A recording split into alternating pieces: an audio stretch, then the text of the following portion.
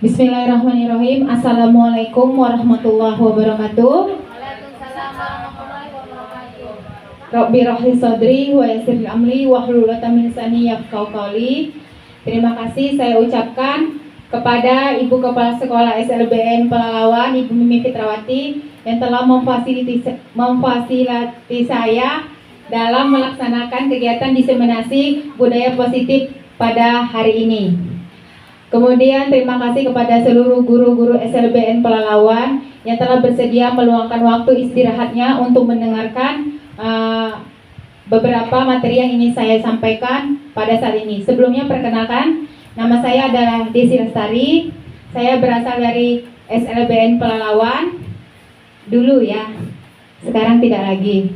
Tapi saya masih CGP di sini untuk angkatan 9. Pada kesempatan kali ini saya ingin memperkenalkan kepada Bapak dan Ibu sekalian tentang namanya budaya positif. Budaya positif ini adalah pembelajaran kami untuk pembelajaran yang terakhir untuk modul 1.4 di calon guru penggerak angkatan 9. Sebelum saya lanjutkan, boleh saya bertanya Bapak dan Ibu? Sudah makan? Sehat? Mudah-mudahan mau ya mendengarkan 60 menit ke depan saya berkuar-kuar di depan. Alhamdulillah, terima kasih. Saya ingin bertanya dulu sebelum lanjut. Apakah ada yang tahu apa itu budaya positif? Budaya yang baik-baik saja, kebiasaan yang baik. Bu Ai, kebiasaan yang baik. Bu Ita?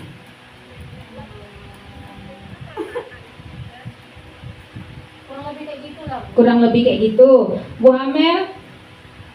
Hal-hal yang baik yang sudah dibiasakan. Oke, ada lagi? Ya, alhamdulillah kayaknya saya nggak usah lanjut lah ya. Kalau soalnya udah betul semuanya. Ya, benar sekali. Budaya positif itu yaitu tadi kebiasaan baik yang dilaksanakan menjadi rutinitas kita dalam kehidupan sehari-hari. Kira-kira kalau di sekolah ini budaya positif yang udah kita laksanakan itu ada nggak? Ada. Apa itu? Yes. Terus bersalaman. Berdoa sebelum belajar. Oke, ya benar sekali. Ternyata guru-guru di sini sudah lulus semua. Lanjut Pak Syukur. Nah, ini yang paling penting. Biar kita nyaman sama nyaman, salah satu budaya positif yang harus diterapkan di sekolah kita, walaupun kita sekolah SLB, ini namanya kesepakatan kelas. Saya juga ingin membuat kesepakatan kelas untuk 60 menit ke depan. Kira-kira ada saran dan masukan nggak dari ibu-ibu untuk 60 menit ke depan kita ini kesepakatan kelasnya apa aja? Boleh Bu Ai, silakan. Mengikuti sampai selesai Pak Syukur. Boleh udah di PDF kan ya. Lanjutkan. Siapa lagi? Mengikuti sampai selesai. Terus mendengarkan. Apa lagi Bu Indah? Tidak boleh ngobrol. Apa lagi? Ice breaking. Wow. Wow, ngeri ya kesepakatan kelasnya ice breaking. Oh iya ya, nanti kalau saya nggak bisa, kita suruh gurunya Bu Amel ya. Iya, mantap itu. Ya, oke lah kesepakatan kelas kita ke depannya. Yang pertama tadi tidak ngobrol, mendengarkan sampai selesai, ice breaking dan izin ketika ingin keluar. Alhamdulillah, terima kasih. Selanjutnya masuk materi pada selanjutnya, yaitu perubahan paradigma belajar. Apa itu perubahan paradigma belajar? Ada yang tahu? Bu Indah kan anak zaman now tuh. Pandangan Bu Indah tentang perubahan paradigma belajar itu apa?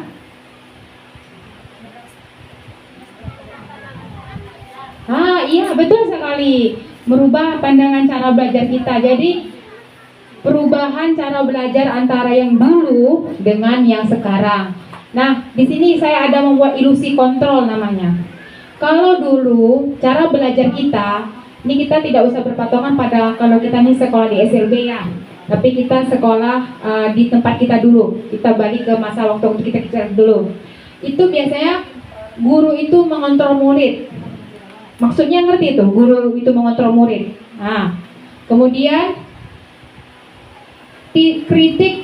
bahwa kritik dan membuat orang merasa bersalah dapat menguatkan karakter. Jadi misalnya kayak gini, kalau guru-guru itu mengontrol murid, maksudnya gini, ketika anak masuk ke kelas, guru yang bilang, masuk itu jam 8 ya, jangan terlambat.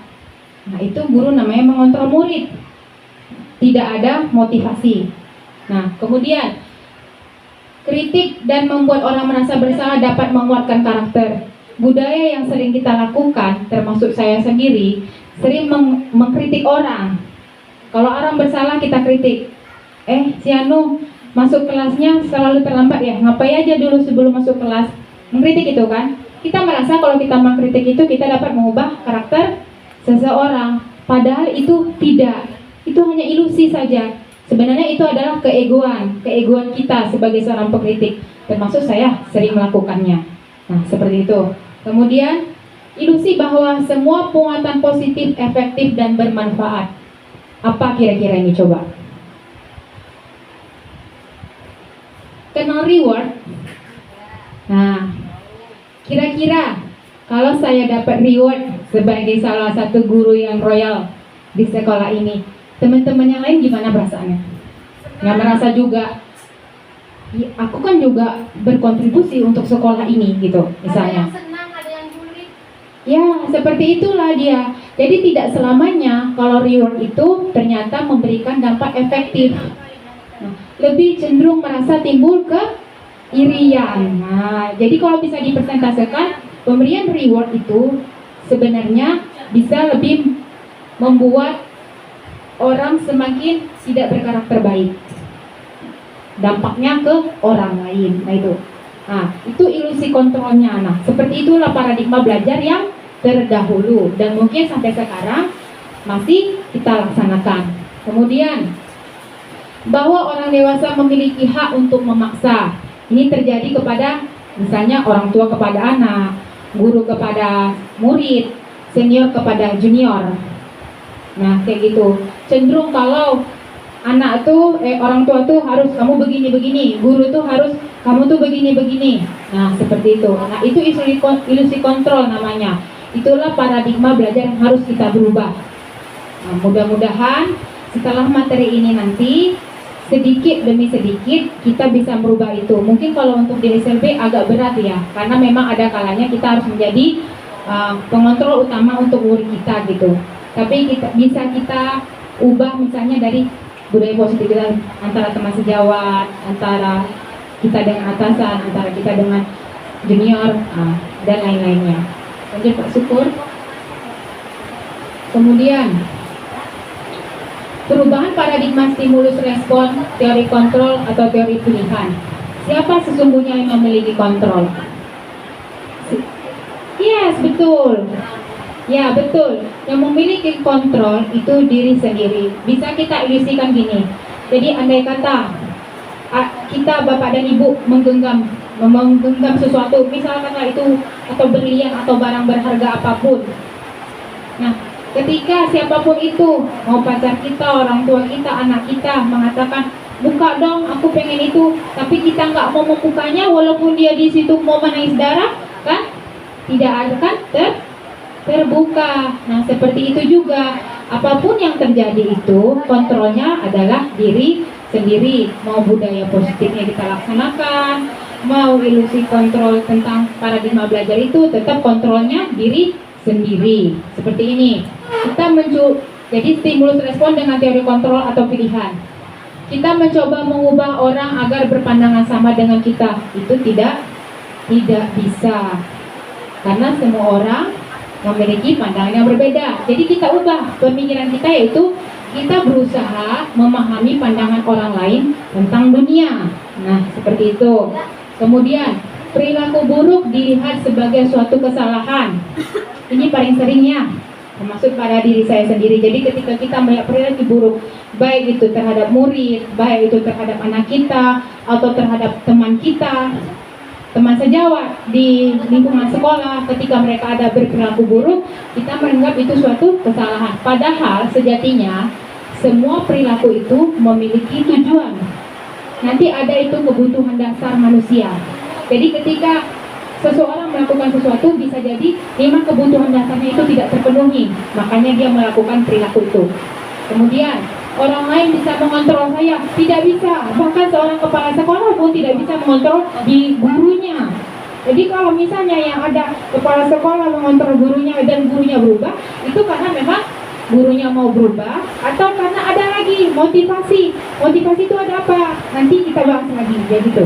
Bukan karena kepala sekolah memiliki wewenang, tetapi karena memang ada kontrol dalam diri atau karena ada motivasi lainnya.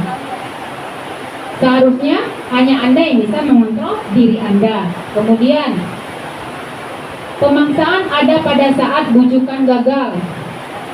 Nah, ini bisa kita masukkan kepada anak ini. Ketika anak tidak bisa dibujuk, kita cenderung memaksa. Ketika murid-murid tidak bisa dibilangi dengan cara yang lemah lembut, kita cenderung memaksa.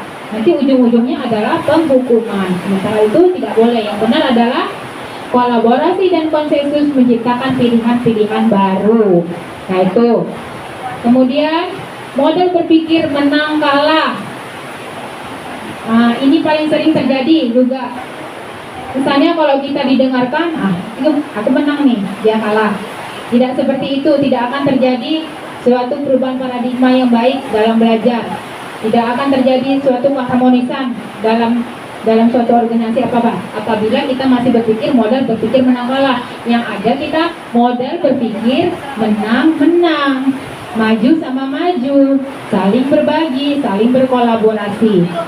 Nah, seperti itu, tidak ada yang namanya menang dan kalah. Selanjutnya Pak Syukur. Nah, ini dia lagi disiplin positif. Kalau boleh meminta pendapat dari Bapak dan Ibu, kira-kira disiplin positif itu apa? Apa Bu Tari, disiplin positif?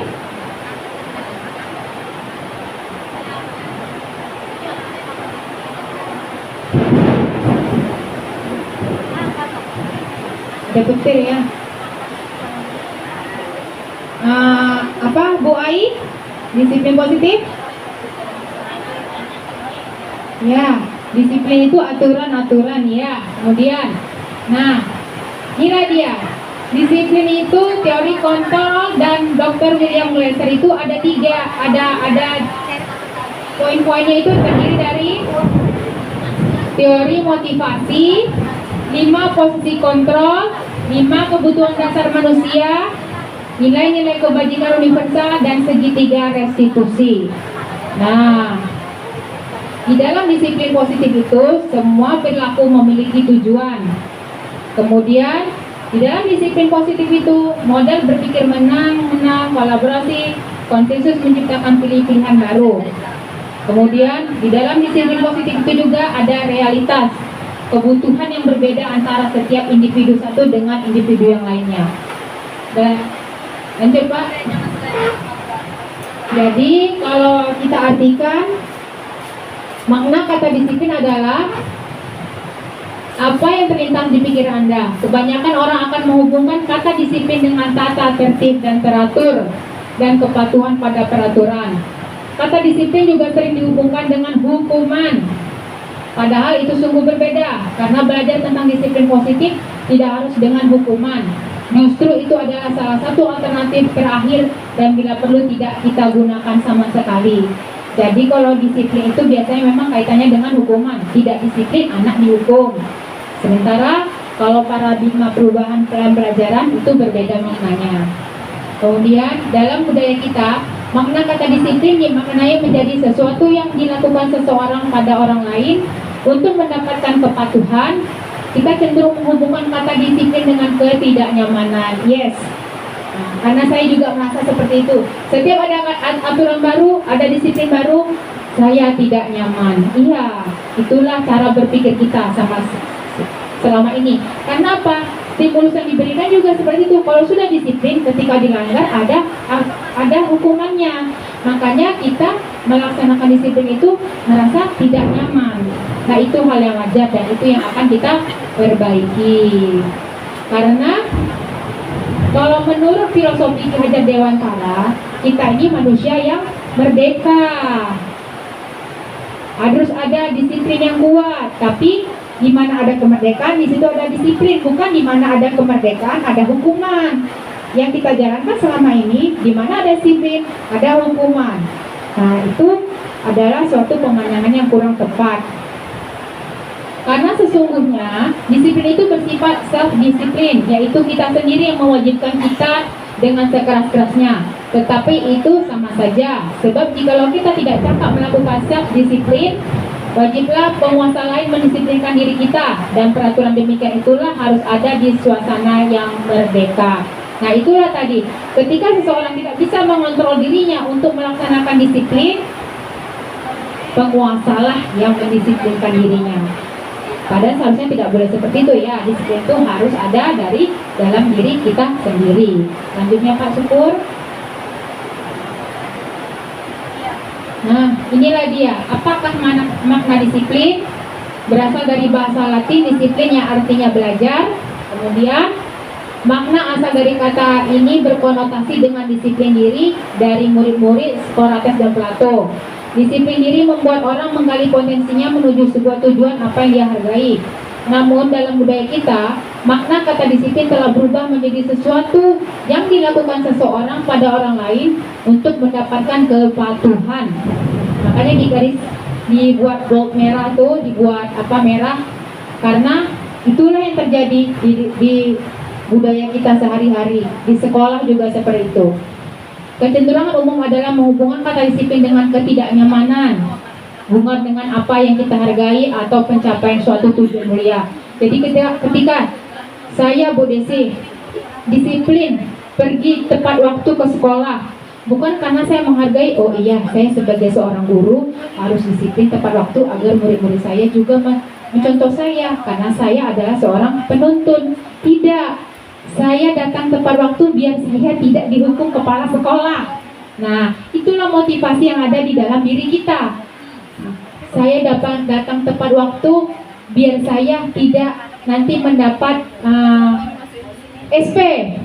Nah, itu dia. Makanya disiplin itu lebih kecenderung ketidaknyamanan. Padahal sejatinya disiplin itu diciptakan untuk menimbulkan motivasi intrinsik dalam diri kita, motivasi internal, agar kita mencapai tujuan mulia dengan nilai-nilai kebajikan yang kita hargai. Kita menghargai loh, datang tepat waktu adalah perbuatan baik, jadi aku harus datang tepat waktu.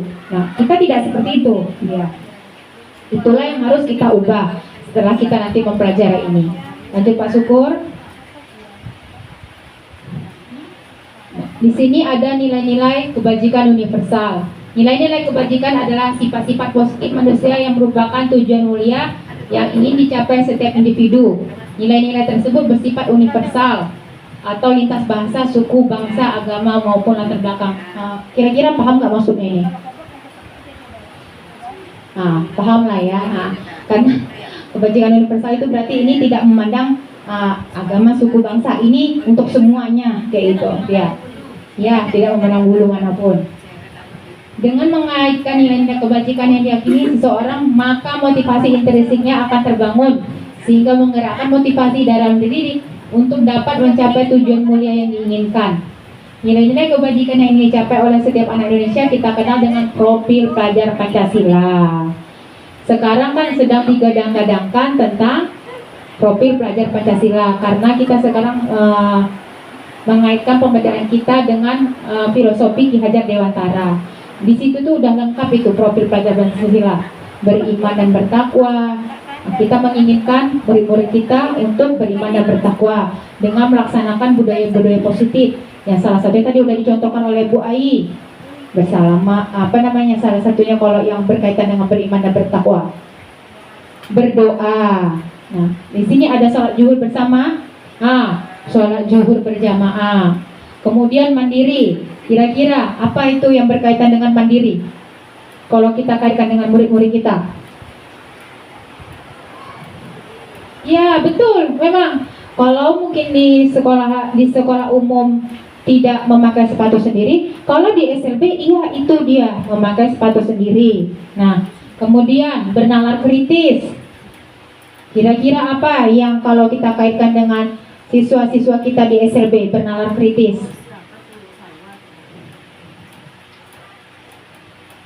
Si Jayanta itu sepertinya anak yang bernalar kritis ya.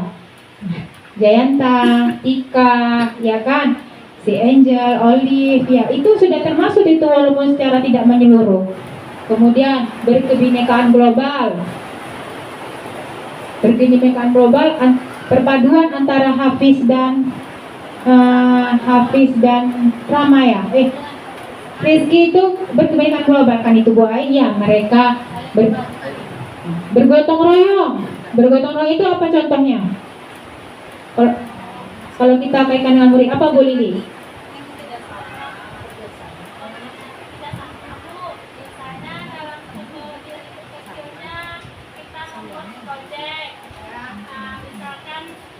Proyek kita membuat selai nanas. Nah, nanti anak ini kan ada tuh pas di aksi membuatnya, itu kan dikerjakan bersama-sama. Nah, itu sudah termasuk ke dalam bergotong royong. Ya, tepat kali. Contoh lain bergotong royong, apa lagi? Tidak hanya kutip sampah atau gotong royong kebersihan ya. Nah, apa lagi contohnya kira-kira?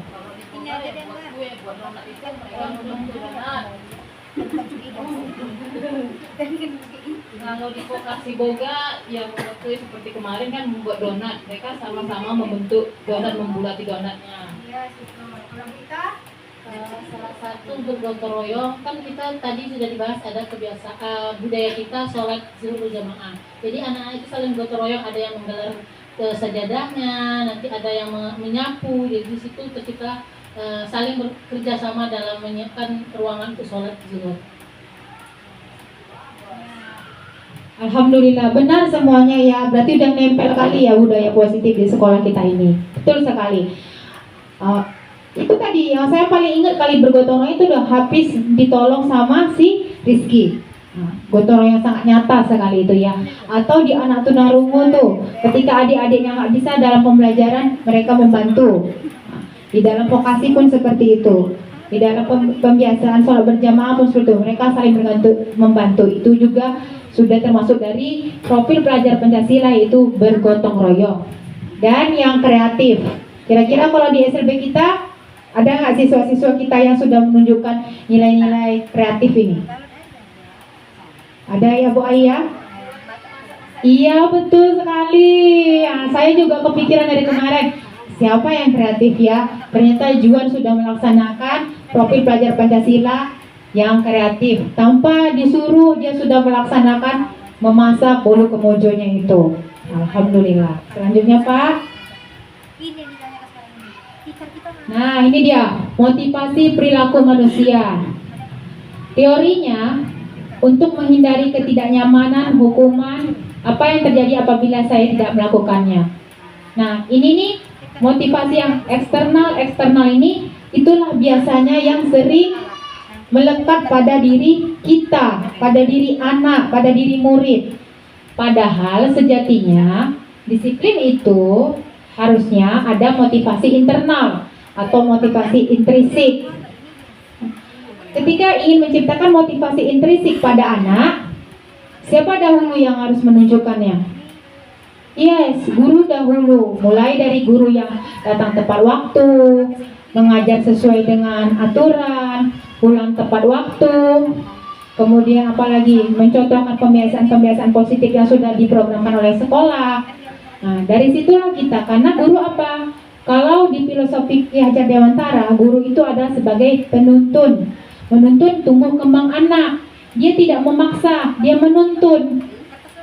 Kita bisa juga terapkan pada anak kita di rumah atau keponakan kita di rumah. Kita itu menuntun mereka untuk tumbuh dan berkembang. Ketika motivasi eksternal ini yang ditonjolkan di dalam diri, itu tidak akan melekat. Nanti suatu saat ketika tidak ada kepala sekolah, datangnya lama-lama aja. Nah, seperti itu. Ketika tidak ada kepala sekolah, kita nggak usah ikut kombel. Seperti itu yang terjadi ya kan. Nah, Sama seperti saya juga. Makanya itu kita mulai merubah gitu. Ketika tidak ada kepala sekolah, ya udah nggak usah buat modul ajar.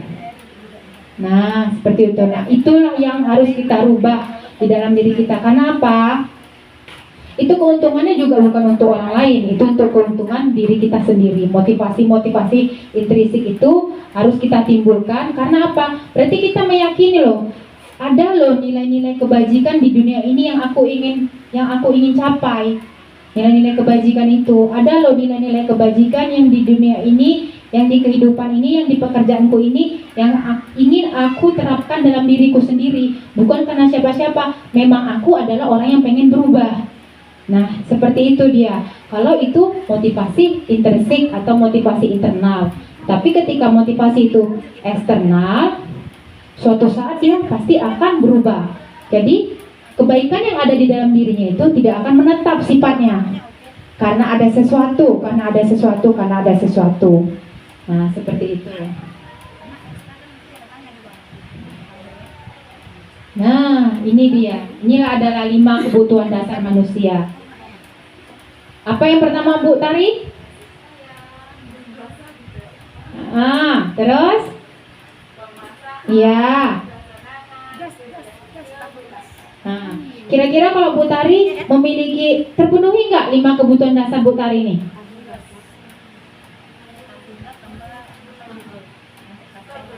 Alhamdulillah. Kalau Indah? Terpenuhi. Kalau di lingkungan pekerjaan terpenuhi tidak? Di bagian mana tidak terpenuhinya? Kebebasan. Karena apa merasa tidak bebas? Oh, jadi itulah tidak akan menimbulkan motivasi tadi itu. Makanya ketika melakukan sesuatu karena itu. Nah, seperti itu juga murid-murid kita. Saya jadi teringat dengan kasus anak kita si Kholik, ya kan? Itu kan sering melakukan pencurian ya, kalau kita boleh bilang kan pencurian. Jadi saya teringat kemarin gini, kan itu belum tuntas tuh kasusnya sama kita sampai sekarang kan. Mungkin ada kebutuhan dasar ini dari kasih sayang dan rasa diterima, kesenangan, penguasaan, kebebasan, dan bertahan hidup. Ini tadi nggak dibaca nih. Bertahan hidup ini, mungkin dari 5 ini ada yang tidak terpenuhi sama dia. Makanya dia melakukan kegiatan itu. Karena apa tadi? Ketika kita melihat dari slide sebelumnya, segala perilaku buruk itu salah, padahal semua perilaku ada tujuannya. Mungkin kita yang belum menemukan caranya untuk membalikan anak ke identitas asalnya. Nah, itu dia. Satu lagi, kasus untuk anak-anak kita yang mungkin selain kasus pencurian, apalagi yang ada? Pembulian ada di sini. Biasa untuk anak B itu ya, pembulian. Nah, itu karena ada juga itu. Karena dia tidak merasa diterima atau kurang kasih sayang. Makanya dia melakukan pembulian itu untuk temannya. Diusahakan kita sebagai seorang guru untuk di sekolah kita bisa memberikan 5 kebutuhan dasar ini kepada murid kita. Mungkin dia tidak dapat di rumah, tapi kita usahakan bagaimana kita dapat menggalinya dan mencukupkannya untuk dia agar tujuan pembelajaran kita tercapai. Selanjutnya, Pak.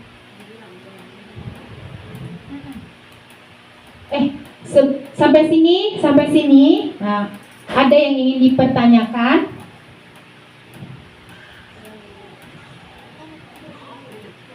Ngantuk ya? Iya, lanjut. Karena udah siang memang iya, nggak apa-apa. Nah, ini dia. Restitusi. Pernah dengar kata-kata ini?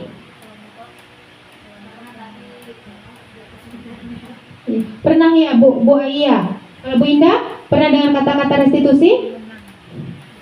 Belum. Saya juga sebelumnya belum pernah dengar. Kalau Bu Tari? Bu Ita? Pernah ya, orang Menua ya? Iya. Kak Lia? Kalau itu belum, tapi yang itu prostitusi. Oh. Ada miripnya ya. Iya. Kursinya ada. Iya. Mahkamah Konstitusi. Jauh ya pemikiran. Ya, institusinya itu. Iya, jauh pemikiran. betul ya. Saya juga baru dengar sekali ini sebelum saya mempelajari CGP. Nah, apa itu restitusi? Restitusi adalah Yang viral kan itu prostitusi. iya betul. Kalau Bu, saya yakin tadi makasih bilang pernah ya dengar ya Bu ya di Menwa kan. Nah, restitusi adalah proses menciptakan kondisi bagi murid untuk memperbaiki kesalahan mereka sehingga mereka bisa kembali pada kelompok mereka dengan karakter yang lebih kuat. Restitusi juga merupakan proses kolaboratif yang mengajarkan murid untuk mencari solusi untuk masalah mereka dan membantu murid berpikir tentang orang seperti apa yang mereka ingin menjadi tujuan mulia dan bagaimana mereka harus memperlakukan orang lain. Masih bingung? Ya, jadi gini.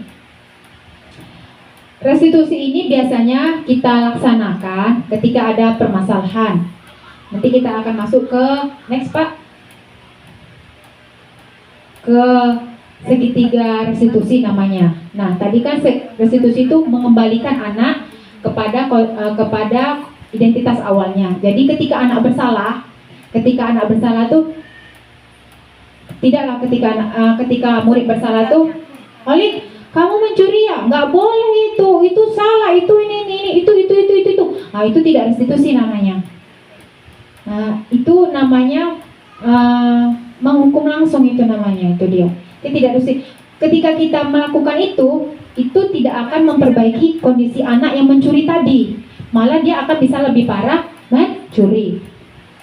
Siapa lagi contohnya? Si B, kamu tadi melecehkan si Anu ya, kamu tuh bukan gini, gini. Nah, itu tidak, maka mungkin besok kembali dia akan melecehkan anak yang lain lagi.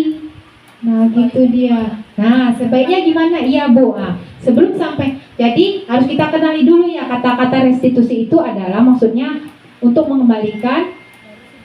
Tadi Pak atasnya kondisi bagi murid untuk memperbaiki kesalahan mereka. Jadi ketika mereka bersalah, kita cari solusi. Bagaimana loh ketika anak ini bersalah, kita untuk memperbaiki kesalahannya, bukan menghukumnya, bukan menjudge-nya, apalagi membulinya. Karena apa? Kita tarik ke diri kita sendiri. Ketika kita bersalah, langsung ini tidak termasuk kasus kriminal mungkin ya. Kalau kasus kriminal itu kan ranahnya sudah mencapai hukum. Misalnya kita melanggar peraturan, langsung Bu Ai terlambat, Bu Ai besok begini. Itu akan ada dendam setidaknya dalam hati Bu Ai, itu akan membekas. Tidak mencari solusi untuk Bu Ai. Sementara restitusi itu adalah kondisi untuk memperbaiki kesalahan Bu Ai, misalnya kayak gitu kalau antara Bu Ai ini murid. Nah, lanjut Pak. Nah, jadi sebelum lanjut ke selanjutnya, yang kontrol tadi Pak. Ada atas. Nah, kita seorang guru, kita ini. Kira-kira kalau Bapak Ibu, kalau di posisi kontrol restitusi itu di bagian yang mana? Kan ada 5, penghukum, pembuat rasa bersalah, teman, pemantau, manajer. Ketika kasus yang tadi seperti Kholik itu, Bapak dan Ibu di posisi yang mana?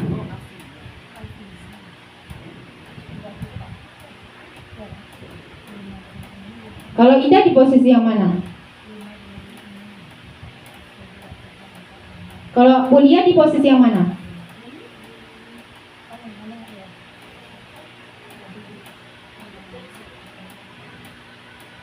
Bu Ai? Di posisi semua.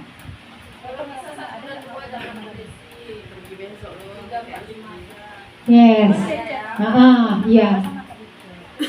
Kalau kita tanya ideal, ya ideal. Idealnya kita tuh harusnya di posisi ini kan, manajer. Tapi yang sering kita lakukan, kita di posisi penghukum. Nah, menghukum si Holik langsung. Ada kalanya kita juga seperti ini, membuat rasa bersalah kayak gini loh. Saya kecewa sama Bu Lili. Ternyata Bu Lili orang yang seperti itu ya. Nggak sangka saya loh.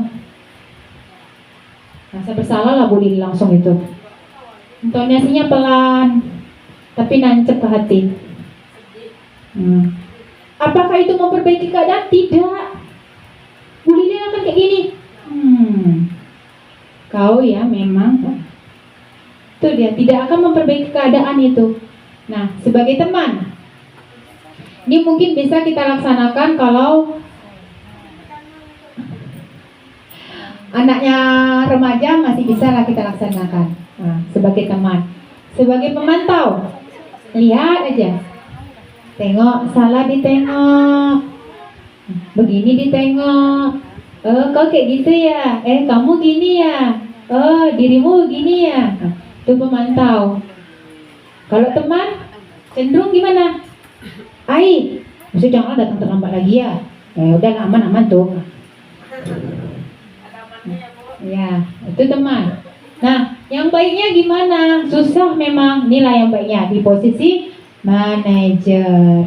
Posisi ini manajernya sudah, dia tidak menghukum, tapi dia berkaitan dengan restitusi tadi, mengendalikan posisi yang salah untuk mencari solusinya.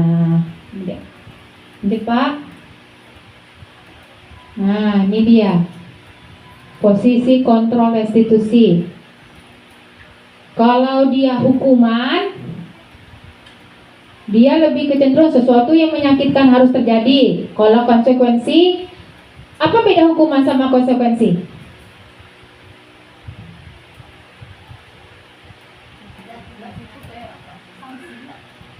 Ya, betul. Itu dia, sanksi. Kalau konsekuensi sanksi. Posisi kontrol restitusi, kalau dia hukuman itu identitas anak akan menjadi gagal. Sedangkan kita masuk restitusi adalah untuk mengembalikan identitas anak, ya kan? Kalau kita memberikan hukuman, identitas anak itu, identitas murid itu dipastikan akan gagal. Karena ujung-ujungnya apa? Murid akan membenci peraturan, dia menjadi negatif. Karena apa? Perilaku pasif agresif akan meningkat. Kalau kita melakukan hukuman kepada murid, satu, tidak nyaman untuk murid untuk jangka waktu yang panjang, itu pasti. Kemudian korban mendapatkan keadilan, murid atau anak akan tersakiti kalau dihukum. Kemudian perilaku pasif agresif meningkat, bisa jadi dia setelah mendapat hukuman malah jadi pendiam banget, atau bisa jadi setelah mendapat hukuman dia malah jadi bertambah agresif, tambah menjadi. Kira-kira ada nggak dulu waktu sekolah kayak gitu? Nah, iya kan? Ada nggak pengalamannya dulu waktu di sekolah?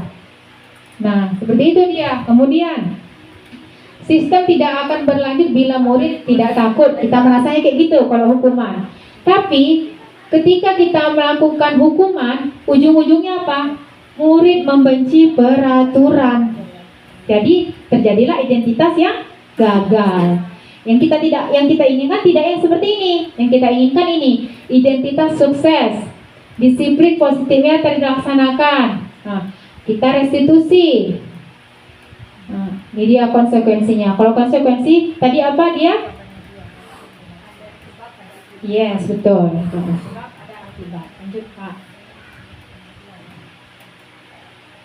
Ciri-ciri restitusi. Bukan untuk menebus kesalahan, namun untuk belajar dari kesalahan.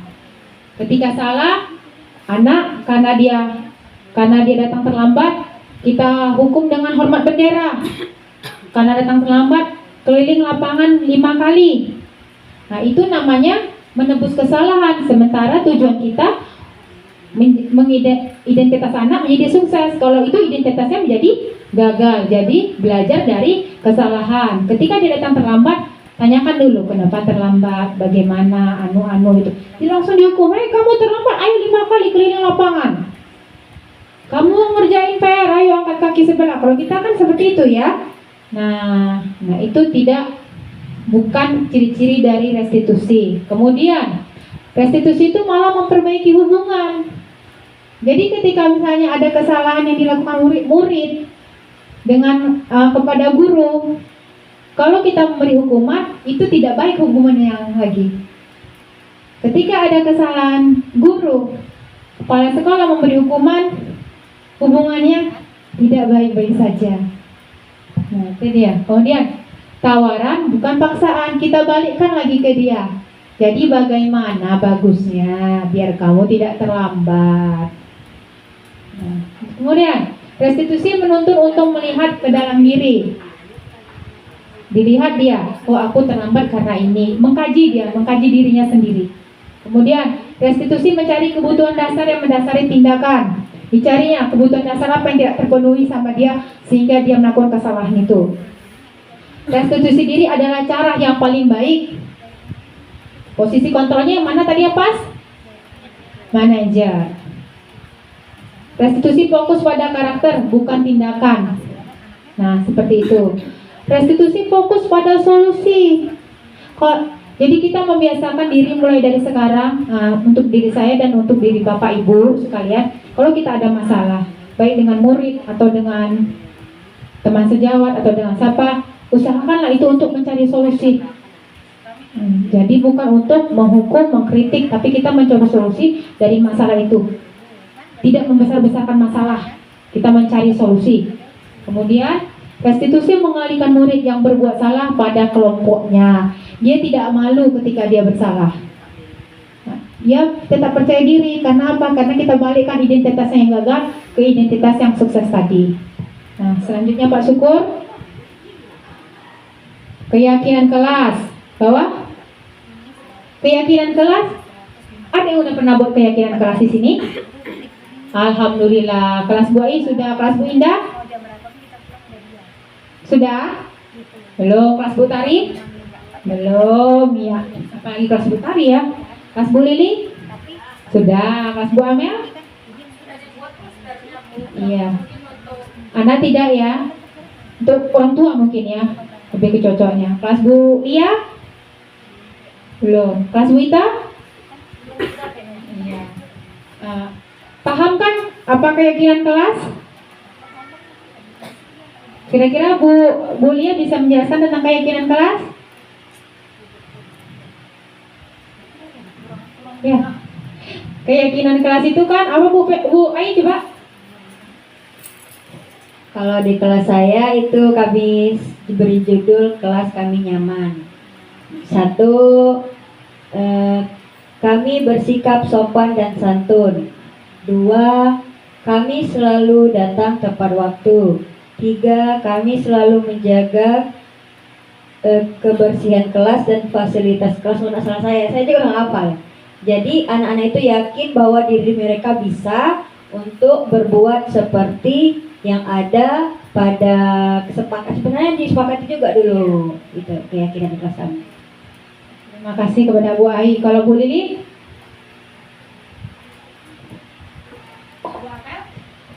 Keyakinan kelas Bu, saya lupa persis seperti apa poinnya. Seingat saya saja ya Bu, yang pertama itu masuk peraturan di kelas apa pada Bu? Membuang sampah pada tempatnya, berdoa sebelum belajar, izin meninggalkan ruangan. Kira-kira seperti itu Bu. Kira-kira begitulah Bu Lia. Kalau keyakinan kelas itu. Bawah. Next Pak. Jadi definisinya apa? Jadi keyakinan kelas itu adalah dia beda dengan peraturan. Kalau peraturan itu satu arah, keyakinan kelas itu dua arah. Peraturan itu dibuat oleh guru. Kalau keyakinan kelas atau kesepakatan kelas, yang diinginkan anak di kelas itu. Biasanya sih memang ini dibuat untuk anak yang sudah bisa diajak berunding ya. Nah kayak gitu. Seperti contohnya Bu Ai tadi, bersih, kelasnya bersih ya. Kebersihan kelas. Kami harus menjaga kebersihan kelas. Tidak Bu Ai yang bilang tidak boleh membuang sampah sembarangan. Tidak, kami harus menjaga kebersihan kelas. Jadi anak tuh sadar kalau di kelas itu harus dijaga kebersihannya. Kami datang tepat waktu.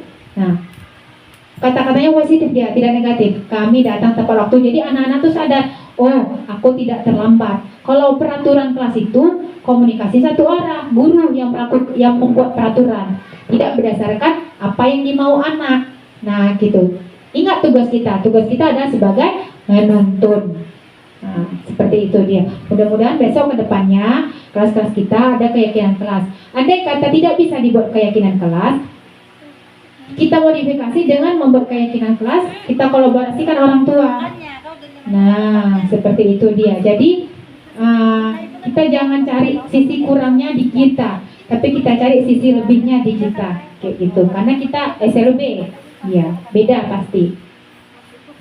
Ini ada beberapa nilai. Nanti di sini nih, nilai-nilai kebajikan yang bisa kita jadikan patokan untuk keyakinan kelas. Misalnya semangat. Jadi kami harus semangat untuk kelas ini. Satu untuk kelas Bu Indah tuh, kita harus semangat, buat tuh posternya. Kita harus semangat. Jadi setiap hari anak tuh belajar semangat. Kalau udah mulai layur, tanyakan sama anak. Semangat. Nah, jadi oh iya Bu, kami kan harus semangat. Nah, itu dia. Kemudian kejujuran bisa tuh. Untuk misalnya kelas anak autis, kelasnya Bu Lili. Tiba-tiba Jayanta berbohong. Jayanta, keyakinan kelas kita adalah kejujuran. Kita harus berjujur. Baru Jayanta, maaf Bu Lili. Iya, kita harus jujur. Nah, seperti itu. Iya, silakan. Kemudian ada lagi nih, kesantunan. Tuh anak kelas B itu, atau tuh anaknya kelas Bu Ita juga bisa itu.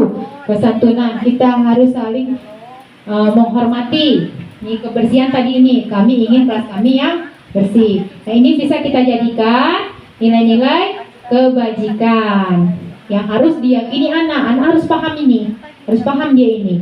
Ini harus kita ajarkan pada anak. Selain kita mengajarkan akademik, ini harus kita ajarkan selain pada anak, pada diri kita sendiri dulu. Nah, selanjutnya Pak Syukur. Nah, ini tadi yang ditanyakan Bu Lia. Mengapa tidak peraturan saja? Mengapa harus keyakinan? Mengapa kita memiliki peraturan harus menggunakan helm bila mengendarai kendaraan roda 2? Kenapa, Bu? Ya, betul, untuk keamanan. Itu berarti motivasi intrinsik. Nah, tapi kalau nanti ditangkap polisi, itu namanya motivasi? Ya, apa tuh? Motivasi apa namanya? Kalau demi keamanan kita itu namanya motivasi intrinsik, motivasi di dalam diri. Kalau takut ketangkap polisi, namanya motivasi? Iya, eksternal. Mengapa kita memiliki peraturan 3M, menggunakan masker, mencuci tangan, dan menjaga jarak 1,5 meter? Untuk? Iya, untuk kesehatan. Kita sadar kita tuh sehat, jadi kita harus cuci tangan. Mengapa kita memiliki peraturan harus datang tepat waktu pada saat mengikuti pelatihan? Ya? Iya, biar nggak ketinggalan. Bukan karena biar tidak dihukum sama pelatihnya. Itu namanya motivasi eksternal. Untuk mendukung motivasi intrinsik, kembali ke nilai-nilai keyakinan. Lebih menggerakkan seseorang dibandingkan mengikuti serangkaian peraturan-peraturan. Nah, itulah. Kita harus mengajarkan kepada anak nilai-nilai kebajikan. Sebelum kita ajarkan kepada anak, kita harus paham dulu nilai-nilai kebajikan itu di dalam diri kita. Sebelum kita mengajarkan pada anak datang tepat waktu, kitanya sendiri jangan terlambat datang ke sekolah. Pincernya juga harus tepat waktu. Sebelum kita mengajarkan kepada anak, jangan buang sampah sembarangan. Buanglah sampah pada tempatnya.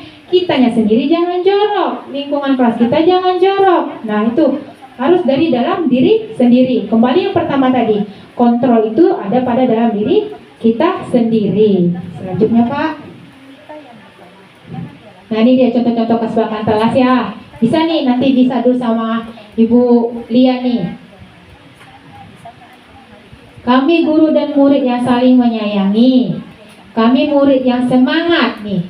Nilai kebajikannya semangat. Ini nilai kebajikannya saling menyayangi. Kami murid yang peduli dengan teman-teman. Nih, kalau yang ini datang tepat waktu mengucapkan salam. Ini datang tepat waktu penting sekali ini. Karena kita selalu mengkor-korkan kepada anak, sementara kita masuk kelas saja sering terlambat. Kecuali ada urgensi ya, itu lain lagi cerita. Nah, menjaga kebersihan sekolah. Sering kita suruh anak menjaga kebersihan sekolah. Sementara ketika keluar dari kelas, kita lupa merapikan kelas kita. Berdoa sebelum dan sesudah kegiatan. Aktif dalam pembelajaran. Kita suruh anak-anak kita aktif. Kitanya sendiri aja Kitanya sendiri aja nggak aktif. Nggak aktif apa? Datang, duduk, kasih tugas, tidak berpembelajaran yang berpusat pada murid. Sementara pembelajaran sekarang adalah pembelajaran filosofi Ki Hajar Dewantara, pembelajaran yang bersifat pada murid, penghambaan pada murid. Kita datang, duduk, pelajaran hari ini tentang kerukunan, tulis panjang-panjang. Sementara kita menuntut untuk aktif dalam pembelajaran. Nah, diri kita sendiri saja tidak seperti itu. Gimana kita mau menuntut pada anak? Tertib. Tertib kita tuntut kepada anak. Kita sendiri juga tidak tertib, itu tidak bisa. Makanya segala sesuatu itu kontrolnya dari dalam diri kita sendiri dan harus ada motivasi. Kita sendiri yang pertama berubah. Selanjutnya, Pak. Nih, kira-kira kalau saya boleh kasih pertanyaan ya, kita sama-sama jawab. Ini peraturan tadi, peraturan. Kalau ini keyakinan kelas, kita kan tidak pakai peraturan karena sifatnya itu dari guru. Kalau keyakinan kelas itu kesepakatan bersama. Kalau peraturannya selalu kembalikan buku ke tempatnya. Kira-kira keyakinan kelasnya apa? Nah, kalau Bu Ayah apa?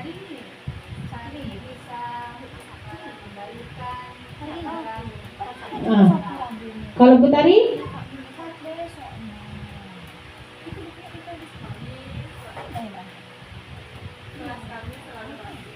Bisa. Dilarang mengganggu orang lain. Ingat tadi nilai-nilai kebajikan yang harus kita pahami. Kira-kira apa itu keyakinan kelasnya? Bu Lia. Anak-anak kita kan suka tuh cuil kan, ganggu temannya. Iya, betul. Nah, hadir di sekolah 15 menit sebelum pembelajaran dimulai. Apa kira-kira itu Bu Tari?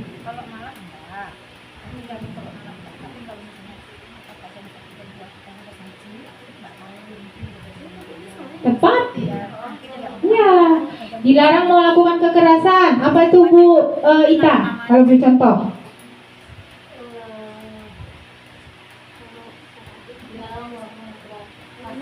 Ya. Iya, betul. Dilarang menggunakan narkoba. Ini kecenderungan ke kesehatan. Bergantian atau menunggu giliran. Ini kesabaran. Menggunakan masker. Jangan berlari di kelas atau koridor. Keselamatan. Nah, alhamdulillah, semakin paham ya. Nah, ini dia. Ya, betul ya. Tanggung jawab, menghormati orang lain dan berkomitmen, keselamatan, kesehatan, menghormati orang lain, bersabar, kesehatan, keselamatan dan keamanan. Itulah dia keyakinan kelas.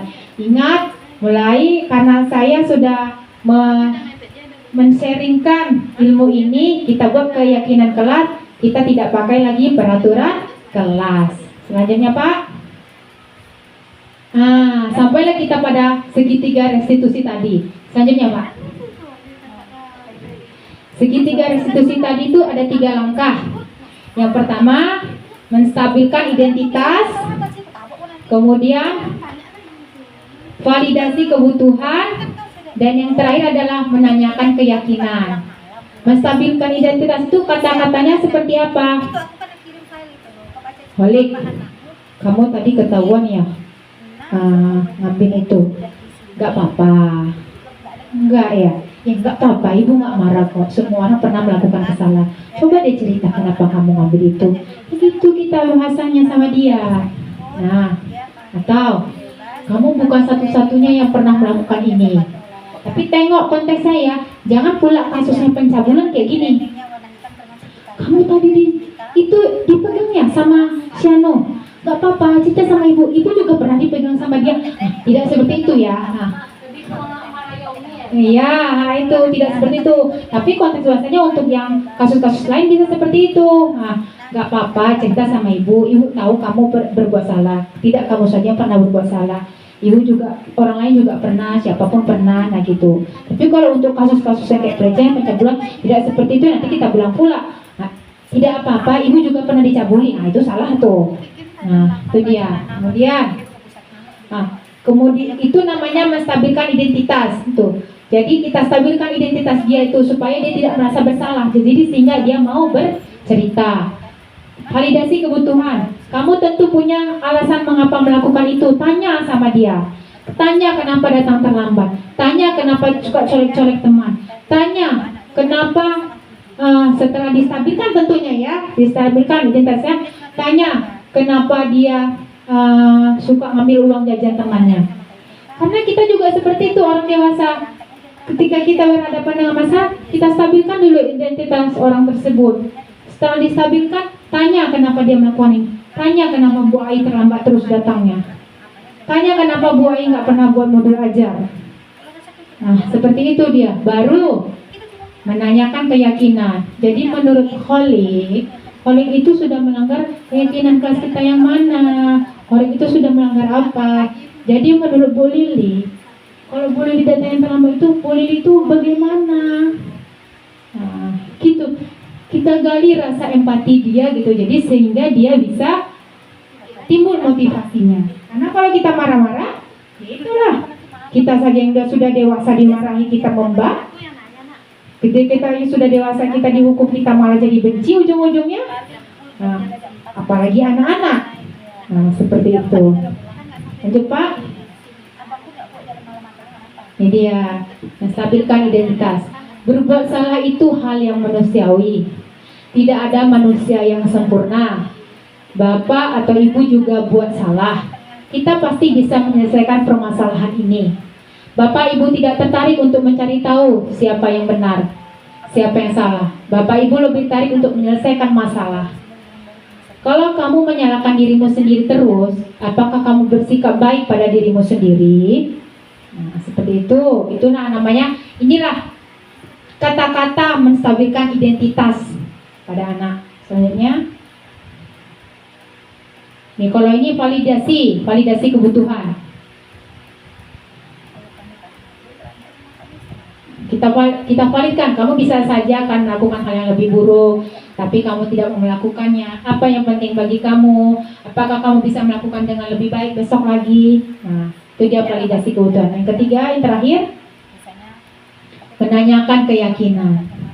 Setelah kita stabilkan, kita validkan, kita tanya, menanyakan keyakinan ini biar dia mencari solusi untuk masalahnya itu. Apa yang dirasakannya, ingin jadi seperti apa. Nah, seperti itu dia. Selanjutnya Pak. Nah, jadi sebelum menutup, saya ingin mengulangi tentang yang pertama kita sudah belajar tentang budaya positif. Nah, kemudian paradigma perubahan pembelajaran. Bagaimana paradigma perubahan pembelajaran kita dulu? Tuh ilusi kontrol diubah. Iya, diubah yang ke baik. Kemudian kalau budaya positif apakah sudah dilaksanakan di sekolah kita nih? Sudah, dan pertahankan terus. Kemudian posisi kontrol, sebaiknya kita posisi kontrol kita dalam menghadapi masalah pada murid kita di posisi kontrol manajer yang ideal. Mudah-mudahan kita bisa menerapkan itu. Dan yang terakhir adalah restitusi, mengembalikan identitas anak agar tidak jadi identitas yang gagal dengan dengan 3 langkah. Yang pertama menstabilkan identitas, kedua validasi, dan yang ketiga menanyakan keyakinan. Alhamdulillahirrabbilalamin. Terima kasih saya ucapkan kepada Bapak dan Ibu semua yang telah bersedia mendengarkan ilmu dari saya yang saya dapat dalam pendidikan saya ini, yaitu tentang budaya positif. Mudah-mudahan sedikit banyak ada yang nyangkut di kita dan bisa kita laksanakan. Jika sudah dilaksanakan, terus pertahankan karena itu bukanlah hal yang sia-sia. Jika belum, mari bersama-sama kita untuk meningkatkan dan berubah ke arah yang lebih baik. Terima kasih juga kepada Ibu Kepala Sekolah yang telah memberikan saya kesempatan selama 60 menit untuk berdiri di sini. Semoga ini semua menjadi amal ibadah bagi kita semua. Saya sudahi dengan wabillahi taufik wal hidayah. Assalamualaikum warahmatullahi wabarakatuh.